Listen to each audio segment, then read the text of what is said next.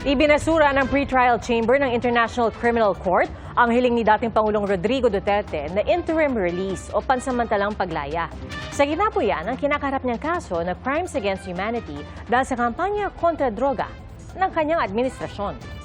Saksi si Salima Refran. Patuloy na makukulong sa International Criminal Court o ICC sa The Hague, Netherlands si dating Pangulong Rodrigo Duterte habang dinidinig ang reklamong crimes against humanity laban sa kanya.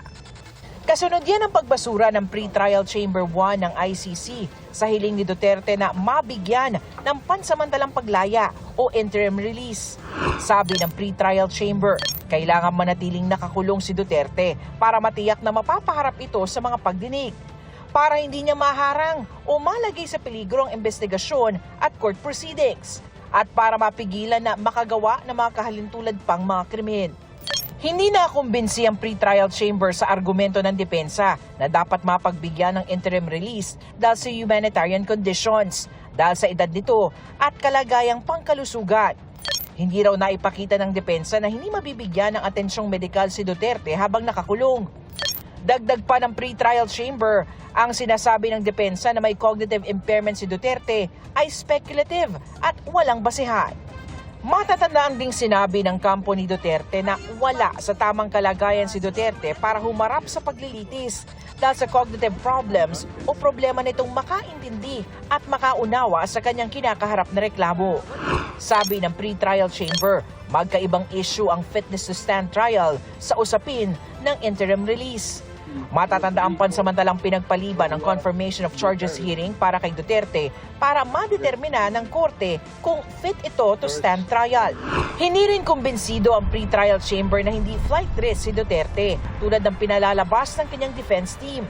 Simulat sa pool, kidnapping ang tawag niya sa pagka-aresto niya at pagkakakulong. Ang pamilya din daw ng dating Pangulo hinaharang at binabatikos ang pag-aresto at pagkulong sa dating Pangulo at ginigiit pa ang pag-uwi sa kanya sa Pilipinas. Patuloy rin daw ang pagkastigo sa mga proseso ng korte ng kanyang pamilya.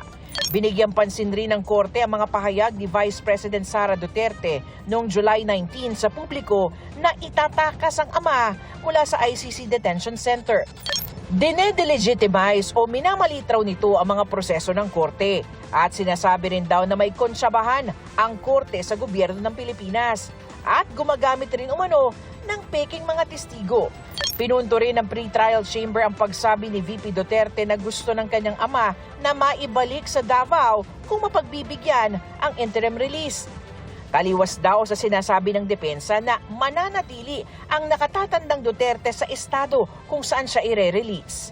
May kakayahan raw ang pamilya at mga kaibigan ni Duterte para tulungan siyang makatakas sa pagkakakulong at pag-usig ng korte. May panganib din daw na magiging banta si Duterte sa mga testigo laban sa kanya kung mapagbibigyan ang interim release. Binigyang bigat din ng korte ang mga sinabi ni Duterte noong kampanya na kung mahalal muli bilang mayor ng Davao ay dodoblehin ang mga pagpatay. Ang abogado ni Duterte na si Nicholas Kaufman tinawag na erroneous o mali ang desisyon ng pre-trial chamber. Inaapela na nila ang desisyon na ito. Sabi naman ni ICC Assistant to Counsel Attorney Cristina Conti, nakahinga sila ng maluwag sa desisyon dahil pinakita nito ang respeto sa mga biktima at gayon din ang balanseng pagtingin sa argumento ng depensa. Para sa GMA Integrated News, Salima Refran, ang inyong saksi.